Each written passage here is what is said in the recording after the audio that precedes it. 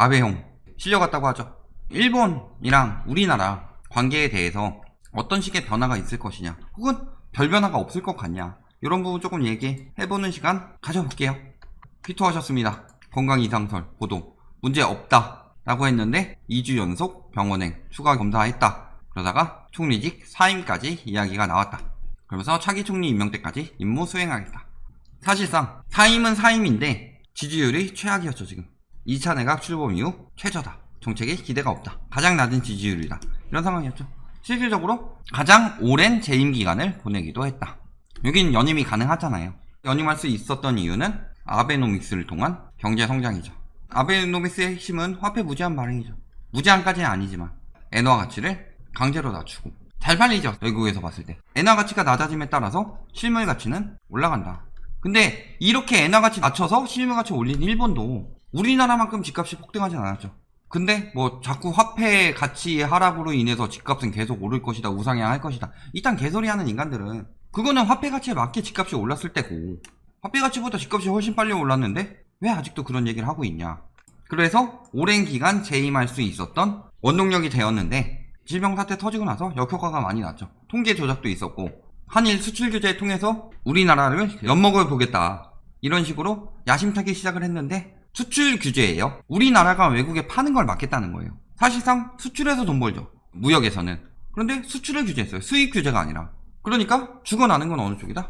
일본이다. 거기다 우리나라에 반일 운동까지 일어났었죠. 유니클로나 뭐 이런 데들 다 작살났죠. 일본 맥주 우리나라 시장 점유율 꽤 높았는데 굉장히 낮아졌죠. 일본 관광 대도시 위주는 우리나라 사람이 굳이 안 가도 외국인 관광객들 많다. 중국이나 뭐 미국이나 이런 데들. 그런데 시골 관광 명소 같은 경우는 한국인들이 많이 갔었죠. 우리나라 사람들이 조용한 데 찾아가지고 배낭 메고서 그런 데 쫄래쫄래 잘 가잖아요. 그걸 막아버렸다. 그러니까 지방 관광 도시들이 죽어났다. 역효과가 많이 났죠. 주요 정책 아베노믹스, 이게 핵심이죠. 양적 완화 엄청나게 완화했다. 지금 일본의 국가 부채가 200%가 넘고 세계 1위죠. 돈 찍어낸다는 게 결국엔 국가 부채 늘린 거예요. 그래서 했다. 우리나라는 안 돼요. 이게 가능했던 거는 기축통화이기 때문이죠. 우리나라에서 못 모르고 따라했다가는 작살납니다. 안전보장법제 통과, 우경화, 집단 자위권 행사 용인 자유대 활동 범위 확장, 군대 다시 갖겠다. 일본 같은 경우는 아예 교과서 자체의 역사 왜곡이 심하죠. 그러니까 뭐 만화 같은 거 봤을 때도 분명히 본인들이 전범이고 외국 나가서 다른 민족들을 굉장히 많이 학대하고 착취하고 그랬음에도 불구하고 굉장히 미화가 돼 있죠. 그래서 원폭 떨어뜨리고 공습한 미국이 나쁜 놈, 자꾸 이런 식으로 만들고 미국 때문에 우리나라가 이렇게 힘들어졌다, 뭐 이런 식의 만화들도 많이 나오고, 즉 자위대나 뭐 이런 일본 군대를 갖추는 거에 대해서 심각성을 모른다. 독일 같은 경우는 전범에 대해서 굉장히 많이 가르치고 총리가 매번 사죄하죠. 이미 지났고 여러 번 사죄하고 보상까지 했음에도 불구하고. 근데 일본 같은 경우는 전혀 그렇지가 않다. 그러니까 다른 나라들도 다 국군 체제를 갖출 수 있는데 왜 우리나라만 자위대냐, 옛날 얘기 아니냐, 빨리 풀어줘라, 이런 식으로 주장하고 얘기하고 있는 거죠. 그리고 무역 보복, 핵심 소재 수출 규제. 우리나라에서 삼성 반도체나 LG 디스플레이 같은 경우는 세계적인 수준이죠. 근데 핵심 소재를 수출 규제해버리면 못 만들겠거니. 그러면은 현재 정부 같은 경우 엄청나게 국민들에게 지지율이 떨어지고 정권이 바뀌고 예전 과거를 묻지 않는 정부가 나타나겠거니, 이런 기대를 가지고 수출을 규제했다. 우리는 죄진 거 없습니다 라고 하는 거죠. 이런 식으로 했는데 사임 안 해도 이미 꺾였다. 1분기, 2분기 지금 작살나고 있죠. 27.8%예요. 확진자 엄청나게 늘어났던 미국이랑 비슷한 수준까지 떨어졌죠. 미국이 정정해서 31.몇%까지 떨어졌다는데 일본이 거의 비슷한 수준까지 떨어졌다. 자, 일본의 경우는 확진자가 우리나라보다 초창기에 적었죠. 검사가 적으니까 그렇죠.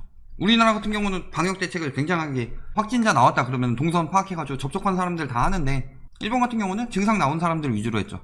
당연히 마지막에 확 터질 수밖에 없죠. 질병 사태 터졌을 때도 괜찮았다 라고 보이지만 사실상 아니었던 거죠. 그리고 이때 왜 뚝 떨어졌어요? 반도체 핵심 소재 수출 안 한다고 했죠. 우리나라의 불무의 운동이 일어났죠. 한국은 일본의 무역수지 플러스가 되는 나라죠. 우리나라가 일본한테 무역수지가 마이너스가 나고 일본은 우리나라한테 무역수지가 플러스가 나는 나라였다. 그렇다면은 사실상 이쪽이 고객이죠. 잘해서 잘 팔아야 되는데 뜬금없이 너한테는 안 팔아, 이렇게 가버리니까 오히려 지네가 피해본 거죠. 아베노믹스 저거 어차피 경제 발전에서 띄운 거는 소비 활성화되고 유동성 늘어나면서 경제가 어느 정도 활성화된 효과는 있지만 돈 찍어낸 거에 비해서 국가 부채 늘린 거에 비해서는 굉장히 부족하죠. 그리고 얘기했지만 유동성 찍어내고 우리나라 같은 경우도 금리 낮추고 지원금 하고 이렇게 유동성 늘리는 정책 자체는 사실상 억지로 인플레이션 만드는 건데 진통제라고 그랬죠. 진통제 계속 맞으면 어떻게 돼요? 내성 생기죠. 내성 생겼다. 이미 호사카 유지 교수 우리나라에 와서 그분이 얘기하잖아요. 건강은 핑계고 사실상 선거법 조작 이런 것 때문에 사퇴했을 가능성이 높다. 이미 경제도 말아먹었고 그러니까 내가 사퇴했다라고 하면은 좀 기억에 잘 남을 수 있으니까 그렇게 사퇴하지 않았을까라는 합리적 의심도 들고 있는 거죠. 우리나라의 경우는 사실상 미국 같은 경우는 우리나라보다 일본이 중요하긴 하죠. 그러니까 WTO 분쟁회의에서 일단은 일본 손 들어줬다. 미국 같은 경우 이번 제소가 뭐 안보 불개입 입장을 곤란에 빠뜨리고 위협을 초래한다 뭐 이런 식으로 얘기해서 편 들어줬는데 그러니까 우리나라도 그냥 국가 대 국가적으로 대응한 거죠. 어느 쪽이 더 탄탄해졌어요 지금? 일본 경제 생각보다 그렇게 탄탄하지 않아요. 예전이랑 다르죠.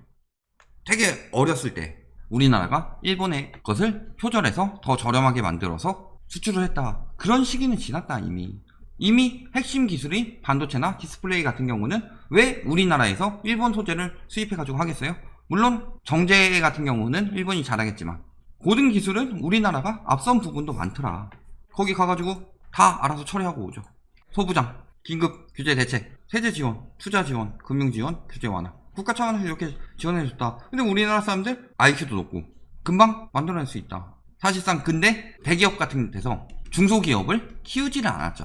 일본에서 수입하는 거는 일단은 안정성이 확보가 돼 있는데 여기서 키워가지고 더 저렴하게 할 수 있겠지만 그거를 바꾸는데 안정성이 확보가 되느냐. 중요한 건 안정성이죠. 요거 했는데 조금 불량 나가지고 터지기라도 하면은 뭐 예전에 삼성 같은 경우 핸드폰 회수한 적이 있었죠. 몇 번 터져가지고 그런 것처럼 안정성이 굉장히 중요하기 때문에 바꿀 생각을 안 했는데 이것들이 국가적 차원의 문제로 덤빈다. 대기업 입장에서 어떻게 해야 돼요? 대안을 마련해야 되겠죠. 앞으로도 저런 일이 벌어질 수 있다라는 게 있죠. 그러니까 오히려 이쪽이 안정성이 떨어진 상황이다 보니까 중소기업 쪽을 키우기도 했죠. 지원도 많이 했죠. 국가에서도 지원하고. 그러면서 생각보다 수출 규제의 타격은 우리나라보다 일본이 더 입었다. 차기 정권까지 시간 벌기 들어가고 있다. 뭐 우리나라도 시간 벌기 들어갔다라고 하는 건데 어쨌든 간에 징용 배상하게 되면은 이 기업은 뭐가 된다? 전범 기업이 되죠. 특히 어느 쪽에서 많이 막을 것 같아요? 유럽 쪽 수출이 막히겠죠. 유럽 쪽에는 독일의 선례가 있기 때문에 그런 부분에 대해서 민감하죠. 예를 들어서 독일 한 기업이 우린 아직도 나치를 찬양한다. 이런 기업이 있으면 유럽에서 사겠어요? 일본도 이게 전범 기업 낙인 찍혀버리면 그런 문제 생길 수 있겠죠. 물론 독일만큼 심각하진 않겠지만 그러면서 막 계속 이렇게 차일피일 미루고 있죠. 반한 감정 만들어서 정치적으로 이용해 먹으려고 했는데 우리나라도 그렇고 일본도 그렇고 인터넷이 발달하고 많은 정보를 접할 수 있게 되면서 예전처럼 한정적인 정보로 판단하는 경우가 줄어들었다. 그러니까 일본 같은 경우도 교육은 그렇게 받더라도 외국 유튜브 나가보고 뭐 채널들 보고 하면서 해석하는 거 보면은 우리나라에서 되게 잘못 가르치고 있었네. 깨어있는 사람들 늘어나게 돼 있죠. 그리고 세대는 어때요? 지금 일본 젊은 세대는 사토리 세대라고 해서 사실상 정치에 관심 없죠. 그리고 뭐 반항 감정 막 부추기고 해봤자 영향도 없더라. 지 먹고 살기 바쁘지 다들. 그러니까 사실상 안 통하죠. 언론에선 계속 만들고 있죠. 추가 관세, 송금 제한, 비자 관련 규제 강화, 일시 귀국 이런 것들 막 얘기하고 있다. 반항 감정 만들고 있는 거죠. 이거 근데 다 쉽게 될 수 있는 거예요.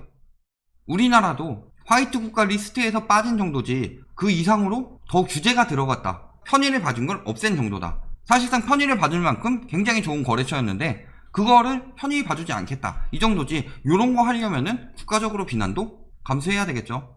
지소미아. 우리나라 언제든 종료할 수 있고 일본은 안정적 운영 중요하다. 이거 왜 하고 있는 거예요 사실. 지소미아가 사실상 우리나라한테 도움되는 거 있어요? 얘네가 돈 먹는 거죠. 정보 공짜로 받는 거잖아요. 지소미아에 대한 혜택이 뭐가 있냐? 없죠. 사실상 이거 왜 해줬어요? 언제 해줬어요 이거? 누가 될까요? 극적 변화는 없을 것이다. 고노모 새끼도 있고 이 사람도 아베 대각에서 꽤나 활동한 사람이죠. 뭐 이런 사람들이 있더라. 그리고 그 외적으로 펑콜색자. 이 사람이 유력한 총리 후보였는데 이상하죠. 말하는 거 되게 돌려서 하죠. 그래가지고 뭐 우리나라에서는 전 대통령이랑 화법이 비슷하다 하면서 얘기 되게 많았었고 이 사람 허우대는 되게 멀쩡하잖아요. 잘생겼는데 문제는 그게 끝이죠. 그리고 뭐 최근에 뭐 불륜 사생활 문제에다가 기름 유출 사고에 대한 대처가 미흡했다. 그래서 사실상 아웃된 상황이고 이 중에서 고르고 있는데 그나마 우리나라한테 호의적인 사람이 이 사람이다. 이 사람 제외하고는 대부분 수출 규제 해소에 부정적인 입장을 보일 것이다. 변할 것은 없다는 거죠. 이 사람의 경우에는 수출 규제가 좀 풀릴 수는 있겠죠. 하지만 우리나라의 반일 감정도 그렇게 쉽게 해소되지는 않을 것이다. 따라서 큰 변화는 없을 것이다. 그래서 뭐 일본이 지금 내각이 바뀌면서 한일 관계 엄청난 개선이 될 것이고, 그래서 우리나라 경제가 살아날 것이고, 이런 이야기들 쉽게 하는 언론들 믿으면 안 되겠죠. 올해 초에도 수출 규제 발표 때 징용 언급한 거 잘못했다. 이시바 입장은 이렇게 얘기하죠. 나중에 말을 바꿀 것이 처음부터 말해서 안 되는 거다. 보복성 조치라고 하면은 국제적으로 위상이 떨어지죠. 그리고 우리나라에서도 반일 감정이 심해지죠. 그래서 수출 규제 하는데 상황이 그래서 수출 규제 한다 이게 아니라 그런 징용에 관한 내용이 들어가서 얘기를 하면 안 된다라는 거죠. 수출 규제 잘못했냐라고 했을 때 그렇다고 했다. 그러니까 아까 얘기했던 고놈의 새끼는 고놈의 새끼지만 이 씨바는 씨바 할 정도로 욕먹을 사람은 아니더라 라는 거죠. 무역 어때요? 대일수지 적자가 2019년 중순부터 줄어들고 있다. 올해도 마찬가지지만 줄어든 것은 수출 규제겠죠. 수출 규제 때문에 물론 이게 좋은 조치 아니에요. 일본 대신에 국내에서 생산할 수도 있지만 뭐 러시아나 중국 뭐 이런 데서 대신 수입할 수도 있더라. 그러니까 일본에 대한 대일 무역 수지가 적자가 줄었다고 해서 이게 이어지면 무조건 좋다 이 정도까지는 아니지만 대신에 일부 국내로 대체했다는 점은 굉장히 좋은 점이죠. 그리고 수출 규제가 해제되더라도 뭐 예를 들어 한 30% 정도만 국내에서 만들었다, 여기 좀 별로라서 다시 일본한테 수입한다 하더라도 30% 정도는 국내에 기술이 발전됐으니까 괜한 짓거리 한 거죠. 일본은 그 기업들 입장에서는 얼마나 원망스러울까요. 다시 그쪽으로 할 수는 있더라도 일본 대일 무역 수지가 적자가 늘어날 수 있더라도 그만큼 다른 나라에서 줄어들 것이고 우리나라 자체에 전체적으로 봤을 때는 큰 차이는 없다. 다만 수출 규제 전처럼 되지는 않을 것이다. 수출 규제 전보다는 우리나라에서 대체할 수 있는 부분이 많아졌고 그 부분에 대해서는 의존도가 낮아졌다. 또 한 가지는 그 외적으로도 우리나라가 반일 감정이 아직 남아있기 때문에 사죄를 하든 뭐 이런 식으로 해야 좀 사라지겠죠. 그러니까 일본 기업들에 대한 반일 운동은 줄어들 수는 있겠지만 끝까지 유지하는 사람들도 생겨날 수 있겠더라. 관광업 방일 외국인 4개월 연속 99.9% 감소, 한국인 300명. 이 300명은 왜 갈까요 자꾸. 하지만 뭐 굉장히 많이 줄었죠. 평상수지 엄청나게 줄었고 상반기도 장난 아니다. 전년 대비 무역수지 작살나고 있죠. 여행 완전히 작살나고 있죠. 이번에 일본에서 여행을 굉장히 추진했어요. 외국인 관광객들을 굉장히 유치하려고 했다. 뭐 때문에요? 도쿄올림픽을 통해서 관광객을 유치해서 우리나라 경제를 살려보자 라는 게 아베의 생각이었는데 지금 질병 터져버려서 개최 못할 수도 있다. 개최하더라도 일부 개최만 될 수 있다. 이런 상황이니까 관광업도 물 건너갔죠. 그런 상황에서 괜히 자극한 거죠. 관광객 썰물처럼 사라졌다. 특히 여행업계는 연결 많이 돼 있죠. 특히 지방 도시들 망했다 라는 거죠. 600명 머물던 한국 관광객이 0명이다. 작년 8월이에요. 그러니까 규슈 같은 경우 엄청나게 손해봤죠. 지금 일본이가 이 정도로 하는 거지 우리나라 같으면 언론에서 난리쳤겠죠. 결론, 사실상 이시바가 가능성이 높진 않으니까 한일 관계에 큰 변화는 없을 것으로 예측된다. 하지만 예를 들어서 수출 규제라든가 이런 부분이 완화될 수 있는 부분은 있고, 왜냐면은 이거는 예를 들어서 아베 형 같은 경우는 수출 규제했다 그러면은 자기가 했기 때문에 그걸 자기가 취소하게 되면은 자기가 한 걸 뒤집어 버리니까 굉장한 지지율 하락을 만들어낼 수 있는데, 다음 총리의 경우는 경제 상황에 따라서 크진 않지만 가능성이 있다는 거죠. 완화될 수 있다. 이거 역시 우리나라 경제에는 큰 역할은 없다.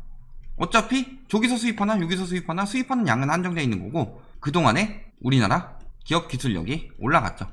무역 적자는 예전에 수출 규제 완화 전보다는 줄어들 것이다. 어차피 지금은 질병 때문에 관광 같은 경우는 이미 작살났고 무역도 굉장히 침체됐다. 어차피 지금 일본이 바뀌든 말든 질병 사태가 해결되기 전까지는 진전이 있더라도 엄청나게 크게 영향을 줄 수는 없는 상황이다. 일본 경제는 우리나라보다 더 작살나고 있다. 상임했다고 해서 크게 뭐 변하는 것도 없고 크게 문제될 것도 없고, 그러니까 일본 총리 바뀌어서 예를 들어 이시바가 된다 라고 했을 때 우리나라 경제에 엄청나게 도움이 될 것이다. 그래서 수입 활성화 될 것이고 경제 성장되면서 실물 가치가 올라가니까 주식이나 부동산을 사세요. 또 뭐 이런 식으로 유도할 수 있다. 기대하지 마세요. 아직 바뀌지도 않았고 바뀐 사람 어떤 정책이 나오는지도 안 나왔는데 그런 식으로 또 유도할 수 있으니까 미리 대비하시고, 경제 위기는 어차피 일본 문제가 아니라 지금은 질병 문제이기 때문에 그것에 대해서 더 극복할 수 있는 것을 만들어 놔야 되겠더라. 여기까지 마무리하겠습니다.